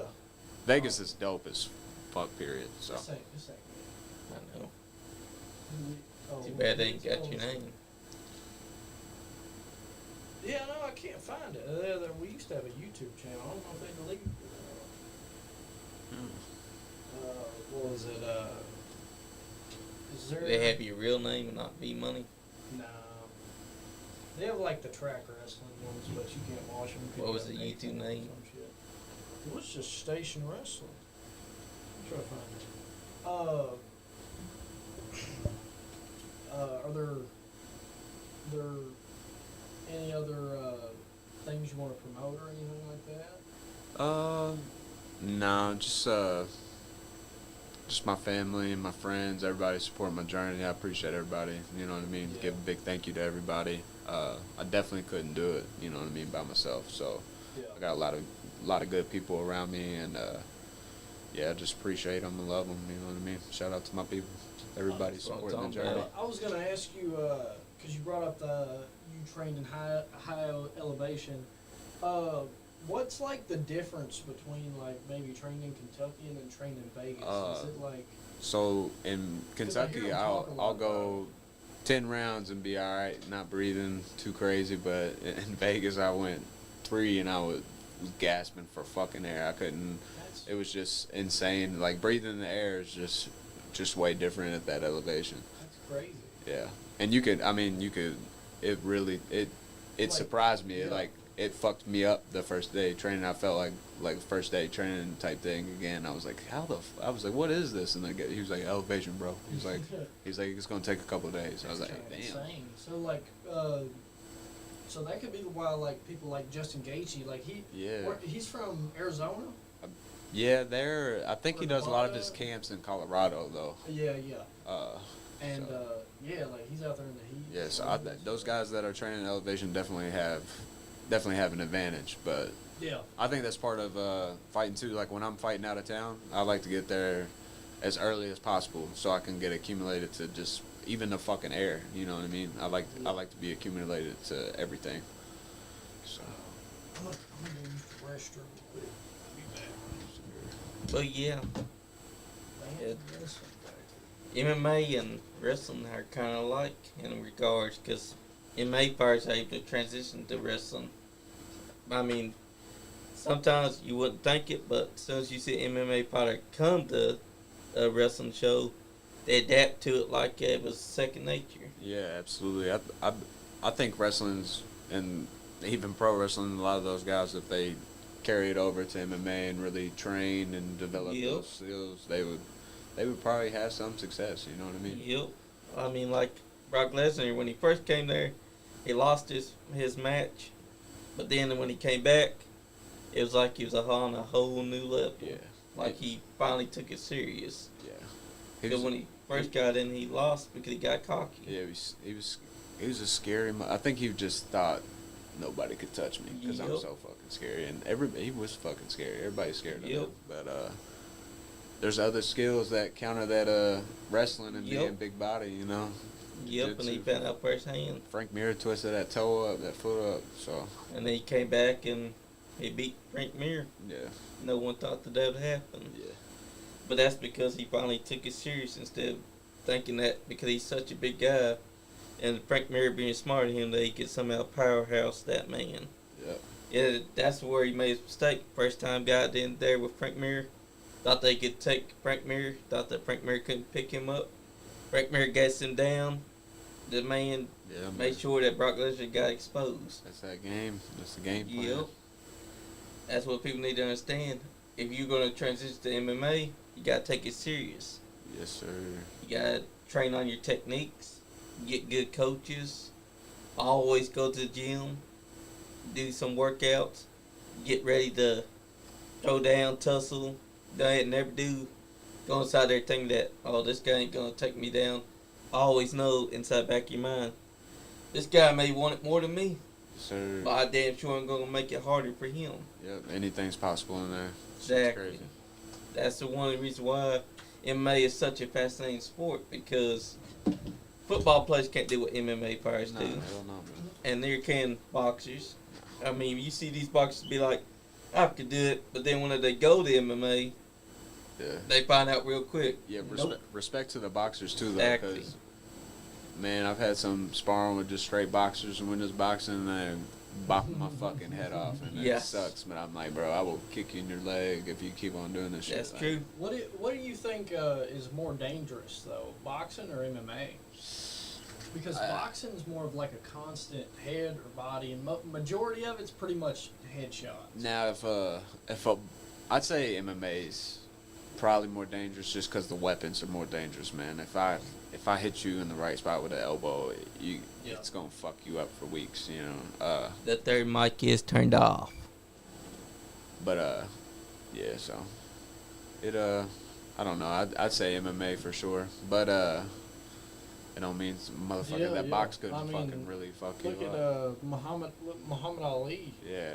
Yeah, Parkinson's and shit. Yeah. There was another fighter who he versed a guy, and the dude like puts like cement or something in his gloves, or like took the padding I heard- out, and like yeah. he like killed the guy. Yeah, I forgot about that. They figured it out right there in the ring. They started freaking out. Yeah, Dude, man. his face at the end of the fight was Yeah. crazy. Both eyes swelled up. Yeah, man, you can't do no shit like that, man. Yeah. Someone's definitely gonna have to get that lick back on that one. You can't Yeah. let that slide. What do you think about like? Would you ever try like bare knuckle or anything like if that? they pay me good, if they pay me good, I've had some talks with my coach about it or whatever, but I probably just do this MMA for a minute Yeah. before whatever, build the name, and if it came along and they was the right money, then I'd do it. But I'm probably just staying towards MMA right now. Yeah, it's like, but like, guys like, Jason. Have you ever heard of Jason Knight? Yeah, Savage. Jason Knight, Artem Lobov, Yeah. and Mike Perry were all like, I'm not gonna say they're not like bad fighters, but they weren't elite UFC Yeah, fighters. absolutely. And then they go over the bare knuckle and they're superstars. Yeah, I think that their styles too, man. Even in the styles in the UFC, if they just want to stand up and bang, Yeah. it benefits them super much. And then, some people, Mike Perry is crazy. He can take that damage, so it definitely benefits some people, and it's probably better for their game and better suits them.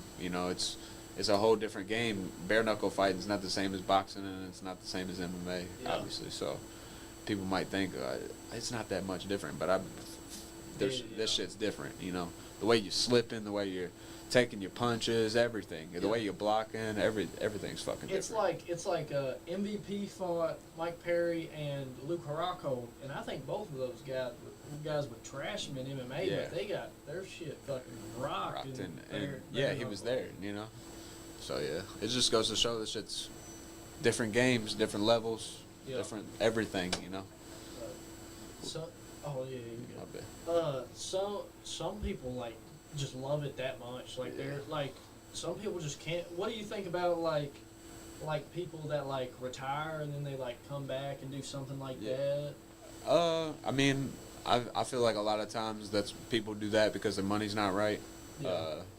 They probably been living outside their means, spending everything they got, so they feel like they got to fight again, or maybe part of it's they don't want to give up and everything. I'm sure there's 100 different reasons, but if I ever make it like that, I hope to, have my shit situated to where I don't want to. Once I say I'm done, man, I want to be done. I don't want to come back. If I come back, I want it to be because I want to come back, not because I need a check. You know what I mean, or something like that. I heard a crazy story. I think it was Joe Rogan said that in like the early 2000s he was supposed to have a boxing match with Wesley Snipes. Yeah. Because Wesley Snipes like got in trouble for like money laundering and stuff like that. So like apparently Joe Rogan was supposed to fight Wesley Snipes. That'd have been cool. I wish they would have just kicked though. Kickbox. Did you say kickboxing or boxing? I think boxing. They should have just kickboxed though. They're both fucking sick at kicking. That'd have been cool. What did you think about what do you think would have happened if Tito Ortiz and Dana White if that ever happened? I've never seen Dana really throw the hands. Like, have you ever seen a video of Dana training or anything? No, he's Not like really. ripped though. Yeah, he's super ripped now. He's super in shape. I feel like he could probably secretly throw hands, but I don't know. I mean, Tito Ortiz is Tito fucking Ortiz. He was out there banging with the best of them at that time. Yeah. And 205 was probably the best weight class ever with all those people in there. You know what I mean? So. What is it, Randy Couture? Yeah, Chuck Liddell, Machitas, the Rashad Evans, Rampant, all those motherfuckers. That's crazy, So. Do you think like the UFC, or do you think like the tournament style? Do you like the tournament style or like See, how it is now? I don't like it like if it was always a tournament. Yeah. But if they had certain tournaments, like Tom Aspinall, how he suggested it for them to have that Grand Prix, that's dope. They should do that because then we can truly who's the best. Yeah. You know what I mean? And no ducking. He fought him. Let's do it. That's cool. I fuck with the tournament.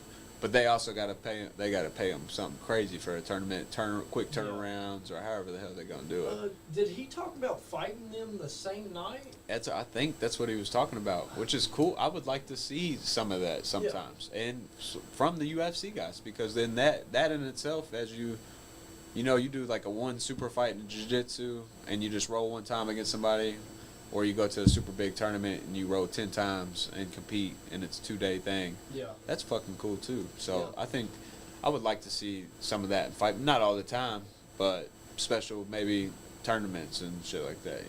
I would like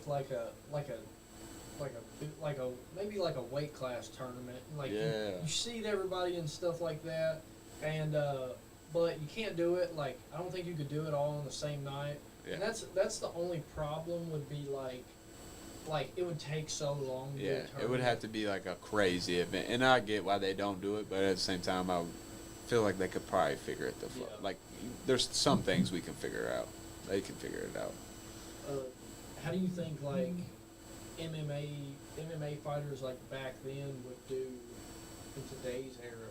I think there's some that would do good and probably Like that? excel, but a lot of them, the game's different. The game's changing, man, and it's still changing. It's forever changing, you know. So Yeah, like they were. I mean, like the original UFC guys and like even guys back then were like super tough, but they're not skilled. So Yeah. like in today's era, like yeah, and it's so much more international, and you get to see so many different styles. Like Sambo's really came over and took over the game, and then you get crazy kickers like Gige Jakazi, you know what I mean? And then you're still your American boxers, Calvin Cater. Like it's crazy all the different styles and different things that are in the UFC. How much talent really in athletics has changed. The way they cut weight has changed, and that's how we should be. If we're in a sport, we always want to evolve and be better. You know what I mean? We don't want to digress and do whatever. So I hope they would say like the fighters now are probably better than they were back then. You know what I mean? So I would say like what was it? Dana bought the UFC when it was going under for 1.3 million. Yeah. And now he just did that big TKO deal for like millions of dollars. yeah, Dude, Dana's he's a genius, man. Straight G. What do you think? Like, where do you see like the sort of local scene in the next couple of years? I definitely see growth in the local scene just because of the growth in the sport.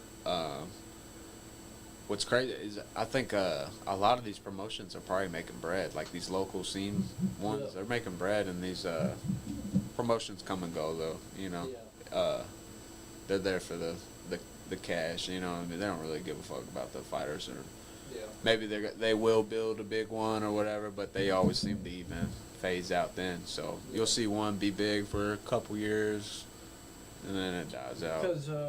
Because I could be wrong, but y'all make like commission off like how many you sell. Yeah, Is how that- many is I that how sell. it is? Yeah. So how many tickets you sell, and then you got to get people to say your name. So that's like a whole thing in Yeah. itself too, Exactly. which goes into just not fighting it. You got to market. You got to portray something. You got to be interesting. You got to fight interesting. You got to do a whole lot of shit. So yeah, man. That's how it has to be. Who we watching, John? We're watching an old Kentucky wrestling building factory that had professional wrestling from Kentucky in it that's been abandoned long since. Shit.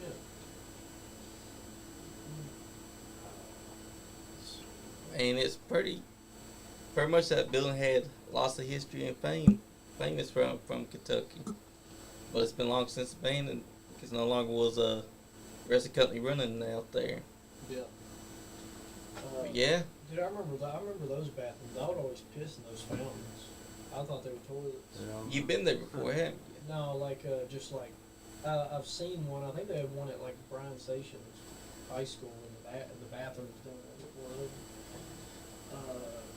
Well, you got any plans after this fight?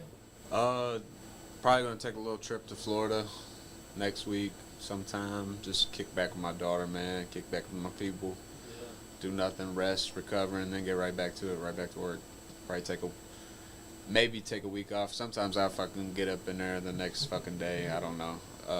Just depends on how I feel, how drunk I get, Yeah. whatever it is. So. After you win Saturday, what's gonna be the first food that you reach for? What do you, I like to have a collection of things on standby. Usually the first thing I'm reaching for is a little bag of candy in my bag. I eat that back there, and then I go. I really don't have my appetite all the way until I settle after. So I eat a little thing of candy, and then I get some beer in me. I go say what's up to my people, and then I'll go smack some fried food. Some chicken tenders, some pizza. I get a whole collection of things. So yeah, I load it the fuck up. I lose my mind. Yeah. When are weigh-ins? Small?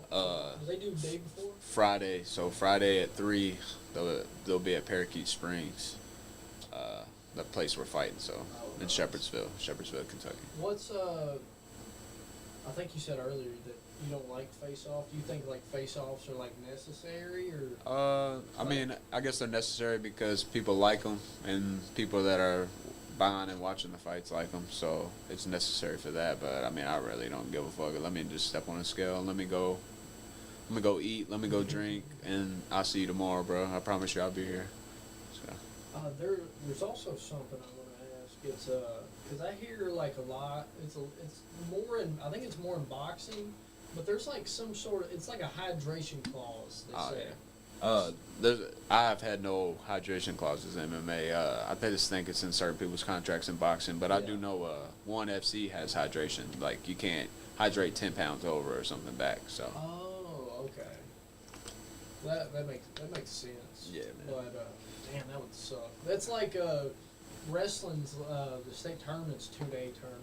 Yeah. So and it was that Y'all was weigh in both days. weigh That in sucks. both days. See, I went to Louisville Mill High School, and we didn't have a wrestling team Dang, until my senior year. Yeah, they have a wrestling team now. Yeah, so they didn't even have one.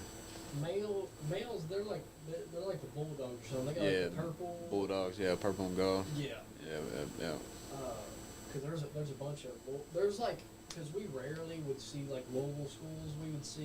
We'd see Mayo a lot, and we'd see Holmes. Yeah. That's a Louisville school? Holmes? I think. Nah, I don't know. I ain't never heard of that one. There's another one called like Central. Yeah, Central High School. Yeah. St. X, Trinity. Big Oh, ones. yeah. All those big joints. Yes, sir. That's right. What's up, Johnny? What are you doing there? Making the flyer for tomorrow. Tell them about tomorrow. Tell them what we got tomorrow. Well, tomorrow night, Wednesday, 8 p.m. Eastern, you're going to see Kentucky's famous Green family in studio.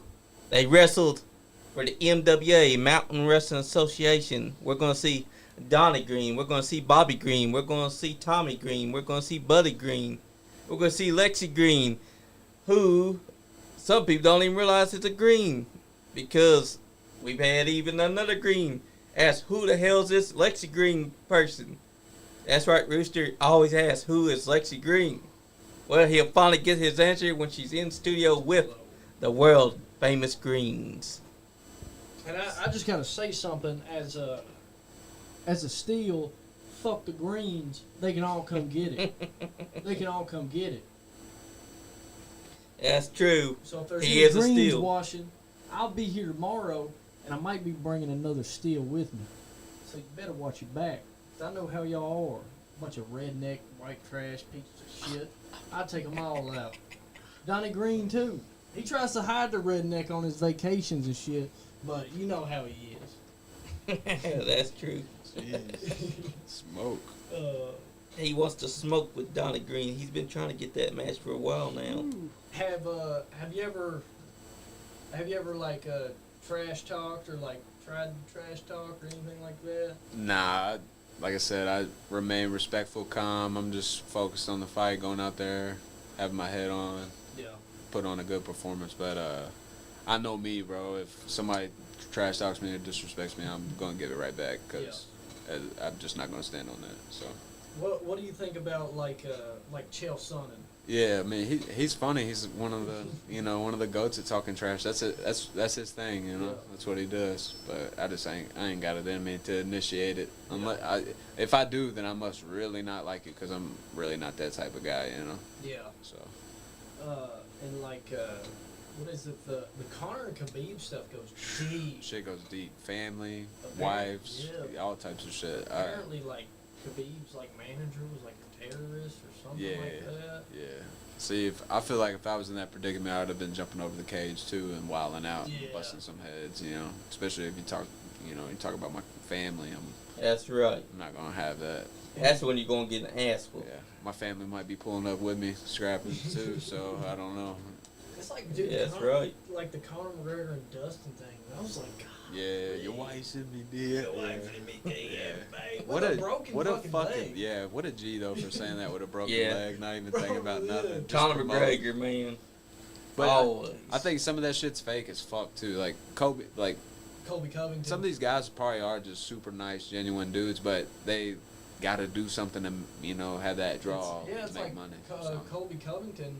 It's pretty much a gimmick. Yeah, it's just a wrestling gimmick. Yeah, you know? He's just a heel. He was ranked number 6, and he beat like Damian Maia, which was a high rank. I can't remember his actual rank. And the UFC was going to cut him. He was ranked 6th.